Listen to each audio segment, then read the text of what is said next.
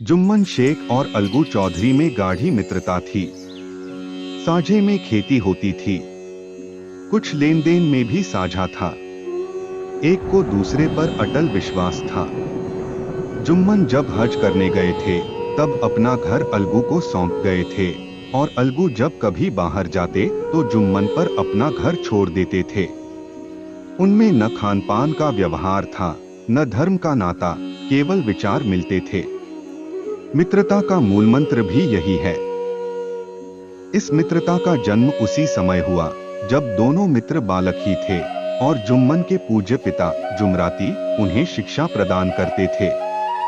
अलगू ने गुरुजी की बहुत सेवा की थी, खूब रकाबियां मांझी, खूब प्याले धोए। उनका हुक्का एक क्षण के लिए भी विश्राम न लेने पाता था, क्योंकि प्रत्येक चिलम अलगू को आधे घंटे तक किताबों से अलग कर देती थी। अलगू के पिता पुराने विचारों के मनुष्य थे। उन्हें शिक्षा की अपेक्षा गुरु की सेवा शुश्रूषा पर अधिक विश्वास था।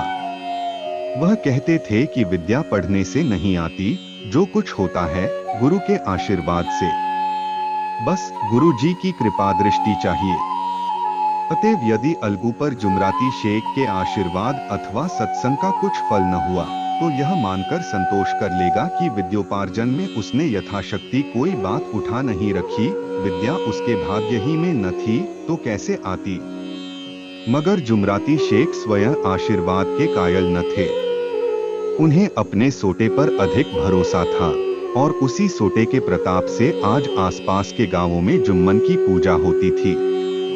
उनके लिखे हुए रेहननामे या बैनामे पर कचहरी का मुहर्रिर भी कलम न उठा सकता था। हल्के का डाकिया, कांस्टेबल और तहसील का चपरासी सब उनकी कृपा की आकांक्षा रखते थे। अतएव अलगू का मान उनके धन के कारण था, तो जुम्मन शेख अपनी अनमोल विद्या से ही सबके आदर पात्र बने थे। जुम्मन शेख की एक बूढ़ी काला मौसी थी। उनके पास कुछ थोड़ी सी मिल्कियत थी, परंतु उसके निकट संबंधियों में कोई न था। जुम्मन ने लंबे चौड़े वादे करके वह मिल्कियत अपने नाम लिखवा ली थी। जब तक दानपत्र की रजिस्ट्री न हुई थी तब तक कालाजान का खूब आदर सत्कार किया गया। उन्हें खूब स्वादिष्ट पदार्थ खिलाए गए। हलवे पुलाव की वर्षासी की गई, पर रजिस्ट्री की मोहर ने इन खातिरदारियों पर भी मानो मुहर लगा दी। जुम्मन की पत्नी करीमन रोटियों के साथ कड़वी बातों के कुछ तेज तीखे सालन भी देने लगी। जुम्मन शेख भी निष्ठुर हो गए। अब बेचारी कालाजान को प्रायः नित्य ही ऐसी बातें सुननी पड़ती थीं। बुढ़िया न जाने कब तक जिएगी। 2-3 बीघे उसर क्या दे दिया, मानो मोल ले लिया है। बघारी दाल के बिना रोटियां नहीं उतरती। जितना रुपया इसके पेट में झोंक चुके उतने से तो अब तक गांव मोल ले लेते। कुछ दिन कालाजान ने सुना और सहा, पर जब न सहा गया तब जुम्मन से शिकायत की। जुम्मन ने स्थानीय कर्मचारी गृहस्वामी के प्रबंध में दखल देना उचित न समझा। कुछ दिन तक और यूं ही रोध होकर काम चलता रहा। अंत में एक दिन काला ने जुम्मन से कहा, बेटा, तुम्हारे साथ मेरा निर्वाह न होगा। तुम मुझे रुपए दे दिया करो, मैं अपना पका खा लूंगी। जुम्मन ने धृष्टता के साथ उत्तर दिया, रुपए क्या यहाँ फलते हैं? काला ने नम्रता से कहा, मुझे कुछ रूखा सूखा चाहिए भी कि नहीं? जुम्मन ने गंभीर स्वर से जवाब दिया, तो कोई यह थोड़े ही समझा था कि तुम मौत से लड़कर आई हो। काला बिगड़ गईं, उन्होंने पंचायत करने की धमकी दी। जुम्मन हंसे, जिस तरह कोई शिकारी हिरन को जाल की तरफ जाते देखकर मन ही मन हंसता है। वह बोले, हाँ, जरूर पंचायत करो, फैसला हो जाए। मुझे भी यह रात दिन की खटखट पसंद नहीं। पंचायत में किसकी जीत होगी, इस विषय में जुम्मन को कुछ भी संदेह न था। आसपास के गांवों में ऐसा कौन था जो उसके अनुग्रहों का ऋणी न हो? ऐसा कौन था जो उसको शत्रु बनाने का साहस कर सके? किसमें इतना बल था जो उसका सामना कर सके? आसमान के फरिश्ते तो पंचायत करने आवेंगे नहीं। 2 इसके बाद कई दिन तक बूढ़ी काला हाथ में एक लकड़ी लिए आसपास के गांवों में दौड़ती रही। कमर झुककर कमाल हो गई थी। एक एक पग चलना दूभर था, मगर बात आ पड़ी थी। उसका निर्णय करना जरूरी था। बिरला ही कोई भला आदमी होगा जिसके सामने बुढ़िया ने दुहक के आंसू न बहाए हों। किसी ने तो यूं ही ऊपरी मन से हुआ करके टाल दिया और किसी ने इस अन्याय पर जमाने को गालियां दी। कहा कब्र में पाव लटके हुए हैं, आज मरे कल दूसरा दिन, पर हवस नहीं मानती। अब तुम्हें क्या चाहिए? रोटी खाओ और अल्लाह का नाम लो। तुम्हें अब खेतीबाड़ी से क्या काम है? कुछ ऐसे सज्जन भी थे जिन्हें हास्यरस के रसास्वादन का अच्छा अवसर मिला।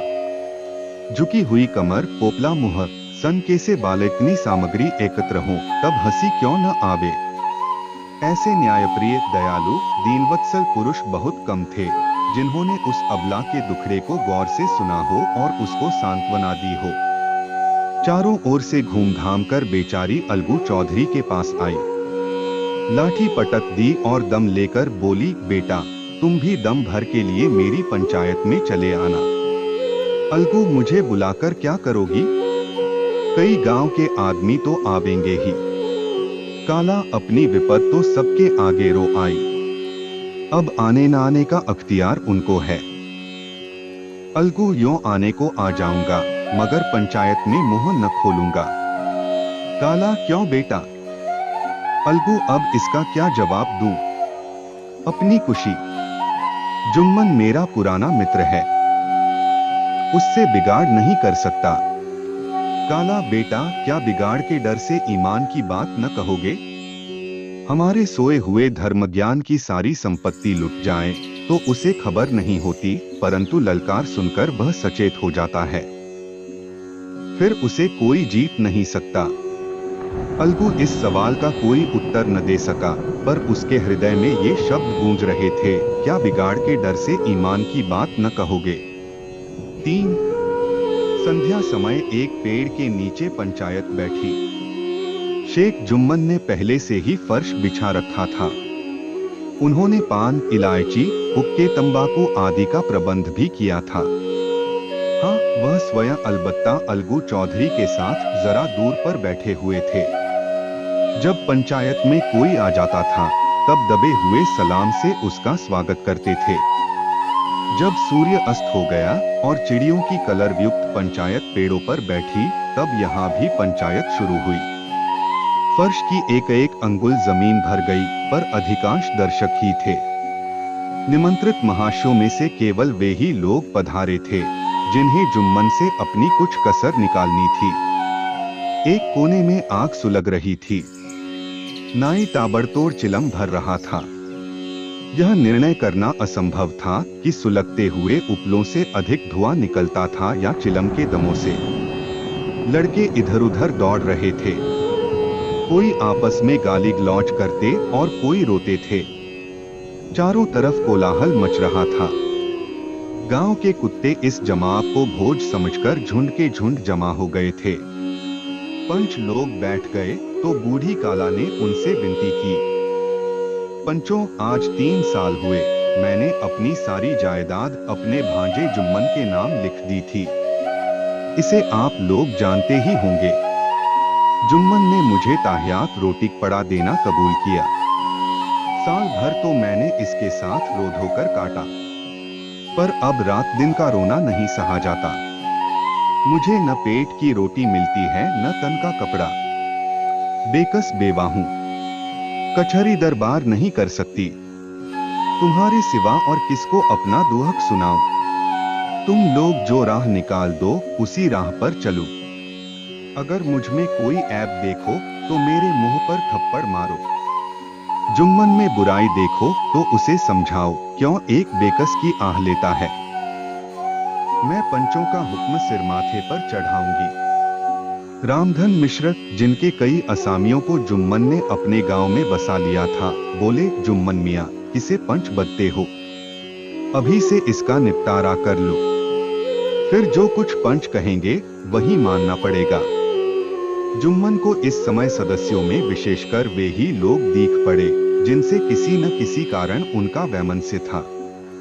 जुम्मन बोले, पंचों का हुक्म अल्लाह का हुक्म है। कालाजान जिसे चाहें उसे बदें, मुझे कोई उज्र नहीं। काला ने चिल्लाकर कहा, अरे अल्लाह के बंदे, पंचों का नाम क्यों नहीं बता देता? कुछ मुझे भी तो मालूम हो। जुम्मन ने क्रोध से कहा, अब इस वक्त मेरा मुंह न खुलवाओ। तुम्हारी बन पड़ी है, जिसे चाहो पंच बदो। कालाजान जुम्मन के आक्षेप को समझ गई। वह बोली, बेटा खुदा से डरो, पंच न किसी के दोस्त होते हैं न किसी के दुश्मन। कैसी बात कहते हो? और तुम्हारा किसी पर विश्वास न हो तो जाने दो, अलगू चौधरी को तो मानते हो। लो, मैं उन्हीं को सरपंच बनती हूँ। जुम्मन शेख आनंद से फूल उठे, परंतु भावों को छिपाकर बोले, अलगू ही सही, मेरे लिए जैसे रामधन वैसे अलगू। अलगू इस झमेले में फंसना नहीं चाहते थे। वे कन्नी काटने लगे। बोले, काला तुम जानती हो कि मेरी जुम्मन से गाढ़ी दोस्ती है। काला ने गंभीर स्वर में कहा, बेटा दोस्ती के लिए कोई अपना ईमान नहीं बेचता। पंच के दिल में खुदा बसता है।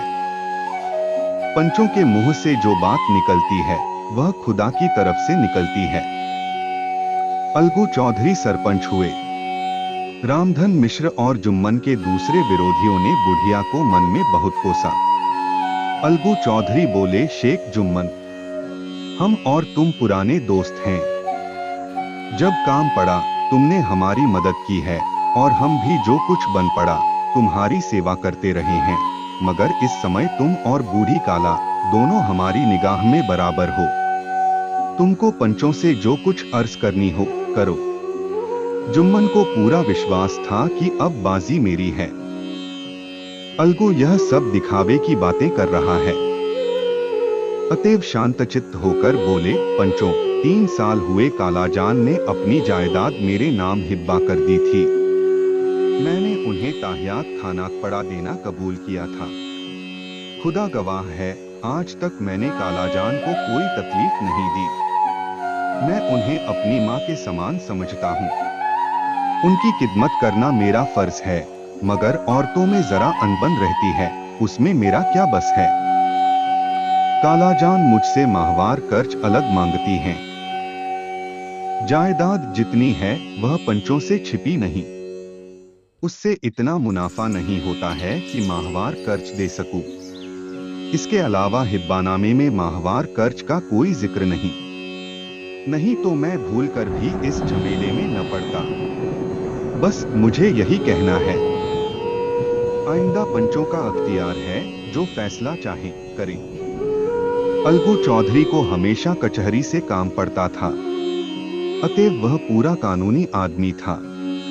उसने जुम्मन से जिरह शुरू की। एक एक प्रश्न जुम्मन के हृदय पर हथौड़े की चोट की तरह पड़ता था। रामधन मिश्र इन प्रश्नों पर मुग्ध हुए जाते थे। जुम्मन चकित थे कि अलगू को क्या हो गया। अभी यह अलगू मेरे साथ बैठा हुआ कैसी कैसी बातें कर रहा था। इतनी ही देर में ऐसी काया पलट हो गई कि मेरी जड़ खोदने पर तुला हुआ है। न मालूम कब की कसर यह निकाल रहा है। क्या इतने दिनों की दोस्ती कुछ भी काम न आवेगी? जुम्मन शेख तो इसी संकल्प विकल्प में पड़े हुए थे कि इतने में अलगू ने फैसला सुनाया। जुम्मन शेख, पंचों ने इस मामले पर विचार किया। उन्हें यह नीतिसंगत मालूम होता है कि कालाजान को माहवार कर्ज दिया जाए। हमारा विचार है कि काला की जायदाद से इतना मुनाफा अवश्य होता है कि माहवार कर्ज दिया जा सके। बस यही हमारा फैसला है। अगर जुम्मन को कर्ज देना मंजूर न हो तो हिब्बानामा रद्द समझा जाए।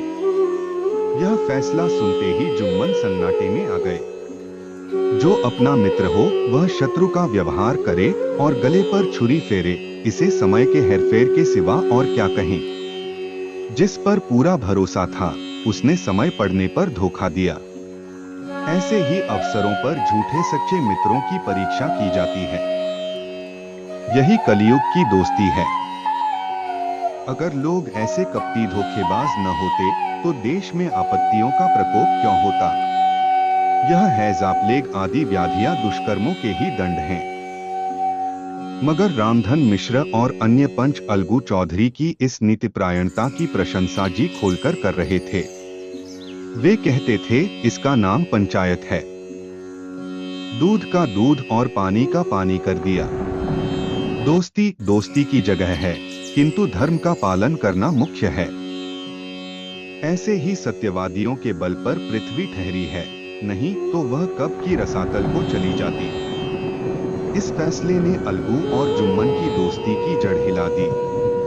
अब वे साथ साथ बातें करते नहीं दिखाई देते।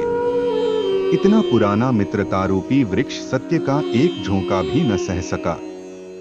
सचमुच वह बालू की ही जमीन पर खड़ा था। उनमें अब शिष्टाचार का अधिक व्यवहार होने लगा। एक दूसरे की आवभगत ज्यादा करने लगे। वे मिलते जुलते थे, मगर उसी तरह जैसे तलवार से ढाल मिलती है। जुम्मन के चित्त में मित्र की कुटिलता आठों पहर खटका करती थी। उसे हर घड़ी यही चिंता रहती थी कि किसी तरह बदला लेने का अवसर मिले। 4 अच्छे कामों की सिद्धि में बड़ी देर लगती है, पर बुरे कामों की सिद्धि में यह बात नहीं होती। जुम्मन को भी बदला लेने का अवसर जल्द ही मिल गया। पिछले साल अलगू चौधरी बटेसर से बैलों की एक बहुत अच्छी गोई मोल लाए थे। बैल पछाही जाति के सुंदर बड़े बड़े सींगों वाले थे। महीनों तक आसपास के गांव के लोग दर्शन करते रहे। दैवयोग से जुम्मन की पंचायत के 1 महीने के बाद इस जोड़ी का एक बैल मर गया। जुम्मन ने दोस्तों से कहा, यह दगाबाजी की सजा है। इंसान सब्र भले ही कर जाए, पर खुदा नेक-ओ-बद सब देखता है।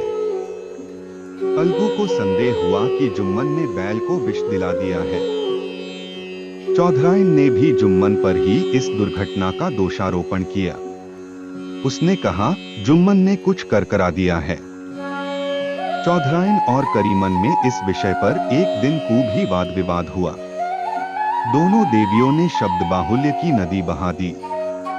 व्यंग्य, वक्रोक्ति, अन्योक्ति और उपमा आदि अलंकारों में बातें हुई। जुम्मन ने किसी तरह शांति स्थापित की। उन्होंने अपनी पत्नी को डांट डपट कर समझा दिया।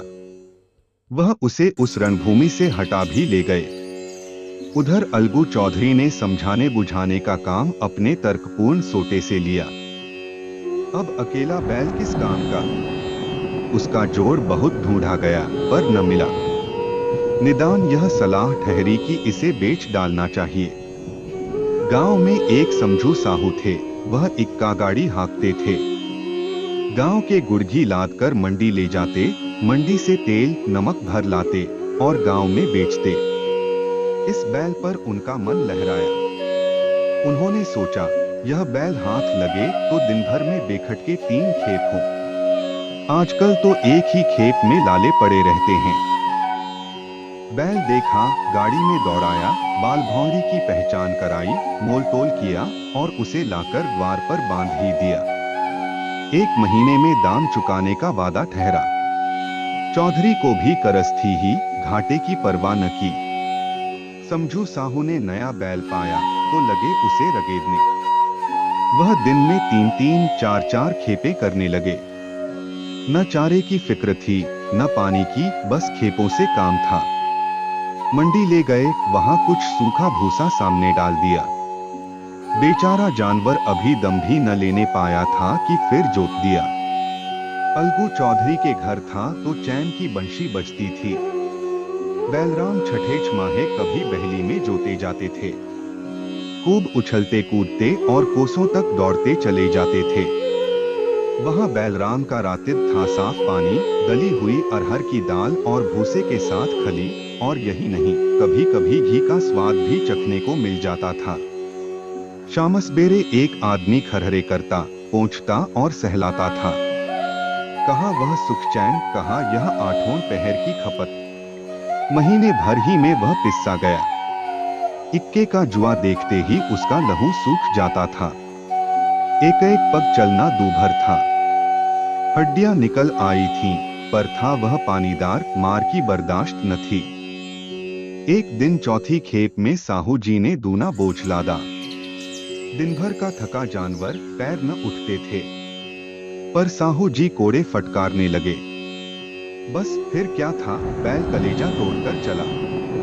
कुछ दूर दौड़ा और चाहा कि जरा दम ले लूं, पर साहू जी को जल्द पहुंचने की फिक्र थी, अतएव उन्होंने कई कोड़े बड़ी निर्दयता से फटकारे। बैल ने एक बार फिर जोर लगाया, पर अब की बार शक्ति ने जवाब दे दिया। वह धरती पर गिर पड़ा और ऐसा गिरा कि फिर न उठा। साहू जी ने बहुत पीटा, टांग पकड़कर खींचा, नथनों में लकड़ी ठूंस दी, पर कहीं मृतक भी उठ सकता है। तब साहू जी को कुछ शक हुआ। उन्होंने बैल को गौर से देखा, खोलकर अलग किया और सोचने लगे कि गाड़ी कैसे घर पहुंचे।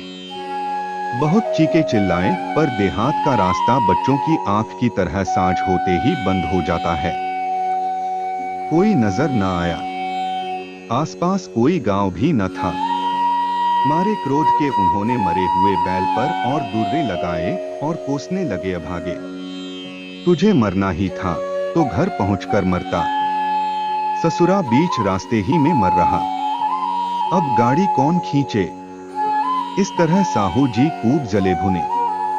कई बोरे गुड़ और कई पीपे घी उन्होंने बेचे थे। 200-250 रुपए कमर में बंधे थे। इसके सिवा गाड़ी पर कई बोरे नमक के थे, अतएव छोड़कर जा भी न सकते थे। लाचार बेचारे गाड़ी पर ही लेट गए। वहीं रतजगा करने की ठान ली। चिलम पी गाया, फिर हुक्का पिया। इस तरह साहू जी आधी रात तक नींद को बहलाते रहे। अपनी जान में तो वह जागते ही रहे, पर पौ फटते ही जो नींद टूटी और कमर पर हाथ रखा तो थैली गायब। घबराकर इधर उधर देखा तो कई कनस्तर तेल भी नदारद। अफसोस में बेचारे ने सिर पीट लिया और पछाड़ खाने लगा। प्रातःकाल रोते बिलखते घर पहुंचे। सहुआइन ने जब यह बुरी सुनावनी सुनी, तब पहले तो रोई, फिर अलगू चौधरी को गालियां देने लगी। निगोड़े ने ऐसा कुलच्छनी बैल दिया कि जन्म भर की कमाई लुट गई। इस घटना को हुए कई महीने बीत गए। अलगू जब अपने बैल के दाम मांगते, तब साहू और सहुआइन दोनों ही झल्लाए हुए कुत्ते की तरह चढ़ बैठते और अंड-बंड बकने लगते। वाह, यहाँ तो सारे जन्म की कमाई लुट गई, सत्यानाश हो गया, इन्हें दामों की पड़ी है। मुर्दा बैल दिया था, उस पर दाम मांगने चले हैं। आंखों में धूल झोंक दी, सत्यानाशी बैल गले बांध दिया, हमें निरा पोंगा ही समझ लिया है। हम भी बनिए के बच्चे हैं, ऐसे बुद्धू कहीं और होंगे। पहले जाकर किसी गड्ढे में मुंह धो आओ, तब दाम लेना। न जी मानता हो तो हमारा बैल खोल ले जाओ। महीना भर के बदले 2 महीना जोत लो। और क्या लोगे? चौधरी के अशुभ चिंतकों की कमी न थी। ऐसे अवसरों पर वे भी एकत्र हो जाते और साहू जी के बर्राने की पुष्टि करते। परंतु 150 रुपए से इस तरह हाथ धो लेना आसान न था। एक बार वह भी गरम पड़े। साहू जी बिगड़कर लाठी ढूंढने घर में चले गए। अब सहुआइन ने मैदान लिया। प्रश्नोत्तर होते होते हाथापाई की नौबत आ पहुंची। सहुआइन ने घर में घुसकर किवाड़ बंद कर लिए। शोरगुल सुनकर गांव के भले मानस जमा हो गए। उन्होंने दोनों को समझाया। साहू जी को दिलासा देकर घर से निकाला। वह परामर्श देने लगे कि इस तरह से काम न चलेगा। पंचायत कर लो, जो कुछ तय हो जाए उसे स्वीकार कर लो। साहू जी राजी हो गए। अलगू ने भी हामी भर ली। पंचायत बैठ गई तो रामधन मिश्र ने कहा, अब देरी क्या है? पंचों का चुनाव हो जाना चाहिए। बोलो चौधरी, किस किस को पंच बदते हो? अलगू ने दीन भाव से कहा, समझू साहू ही चुन ले। समझू खड़े हुए और कड़क कर बोले, मेरी ओर से जुम्मन शेख। जुम्मन का नाम सुनते ही अलगू चौधरी का कलेजा धक धक करने लगा, मानो किसी ने अचानक थप्पड़ मार दिया हो। रामधन अलगू के मित्र थे। वह बात को ताड़ गए। पूछा, क्यों चौधरी, तुम्हें कोई उज्र तो नहीं? चौधरी ने निराश होकर कहा, नहीं, मुझे क्या उज्र होगा। 6. अपने उत्तरदायित्व का ज्ञान बहुधा हमारे संकुचित व्यवहारों का सुधारक होता है। जब हम राह भूलकर भटकने लगते हैं, तब यही ज्ञान हमारा विश्वसनीय पथ प्रदर्शक बन जाता है। पत्र संपादक अपनी शांति कुटी में बैठा हुआ कितनी धृष्टता और स्वतंत्रता के साथ अपनी प्रबल लेखनी से मंत्रिमंडल पर आक्रमण करता है, परंतु ऐसे अवसर आते हैं जब वह स्वयं मंत्रिमंडल में सम्मिलित होता है। मंडल के भवन में पग धरते ही उसकी लेखनी कितनी मर्मज्ञ, कितनी विचारशील, कितनी न्यायपरायण हो जाती है। इसका कारण उत्तरदायित्व का ज्ञान है। नवयुवक युवावस्था में कितना उद्दंड रहता है। माता पिता उसकी ओर से कितने चिंतित रहते हैं। वे उसे कुलकलंक समझते हैं, परंतु थोड़े ही समय में परिवार का बोझ सिर पर पड़ते ही वह अव्यवस्थित चित्त उन्मत्त युवक कितना धैर्यशील, कैसा शांतचित्त हो जाता है। यह भी उत्तरदायित्व के ज्ञान का फल है। जुम्मन शेख के मन में भी सरपंच का उच्च स्थान ग्रहण करते ही अपनी जिम्मेदारी का भाव पैदा हुआ। उसने सोचा, मैं इस वक्त न्याय और धर्म के सर्वोच्च आसन पर बैठा हूँ। मेरे मुंह से इस समय जो कुछ निकलेगा वह देववाणी के सदृश है, और देववाणी में मेरे मनोविकारों का कदापि समावेश न होना चाहिए। मुझे सत्य से जौ भर भी टलना उचित नहीं। पंचों ने दोनों पक्षों से सवाल जवाब करने शुरू किए। बहुत देर तक दोनों दल अपने अपने पक्ष का समर्थन करते रहे। इस विषय में तो सब सहमत थे कि समझू को बैल का मूल्य देना चाहिए, परंतु दो महाशय इस कारण रियायत करना चाहते थे कि बैल के मर जाने से समझू को हानि हुई। इसके प्रतिकूल दो सभ्य मूल के अतिरिक्त समझू को दंड भी देना चाहते थे, जिससे फिर किसी को पशुओं के साथ ऐसी निर्दयता करने का साहस न हो। अंत में जुम्मन ने फैसला सुनाया, अलगू चौधरी और समझू साहू, पंचों ने तुम्हारे मामले पर अच्छी तरह विचार किया। समझू को उचित है कि बैल का पूरा दाम दे। जिस वक्त उन्होंने बैल लिया उसे कोई बीमारी न थी। अगर उसी समय दाम दे दिए जाते तो आज समझू उसे फेर लेने का आग्रह न करते।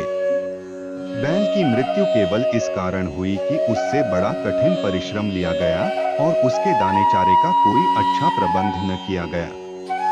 रामधन मिश्र बोले, समझू ने बैल को जानबूझकर मारा है, अतएव उससे दंड लेना चाहिए। जुम्मन बोले, यह दूसरा सवाल है, हमको इससे कोई मतलब नहीं। झगड़ू साहू ने कहा, समझू के साथ कुछ रियायत होनी चाहिए। जुम्मन बोले, यह अलगू चौधरी की इच्छा पर निर्भर है। यह रियायत करें तो उनकी भलमनसी। अलगू चौधरी फूले न समाये, उठ खड़े हुए और जोर से बोले, पंच परमेश्वर की जय। इसके साथ ही चारों ओर से प्रतिध्वनि हुई, पंच परमेश्वर की जय। प्रत्येक मनुष्य जुम्मन की नीति को सराहता था। इसे कहते हैं न्याय। यह मनुष्य का काम नहीं, पंच में परमेश्वर वास करते हैं, यह उन्हीं की महिमा है। पंच के सामने खोटे को कौन खरा कह सकता है। थोड़ी देर बाद जुम्मन अलगू के पास आए और उनके गले लिपटकर बोले, भैया, जब से तुमने मेरी पंचायत की तब से मैं तुम्हारा प्राणघातक शत्रु बन गया था, पर आज मुझे ज्ञात हुआ कि पंच के पद पर बैठकर न कोई किसी का दोस्त होता है न दुश्मन। न्याय के सिवा उसे और कुछ नहीं सूझता। आज मुझे विश्वास हो गया कि पंच की जबान से खुदा बोलता है। अलगू रोने लगे। इस पानी से दोनों के दिलों का मैल धुल गया। मित्रता की मुरझाई हुई लता फिर हरी हो गई।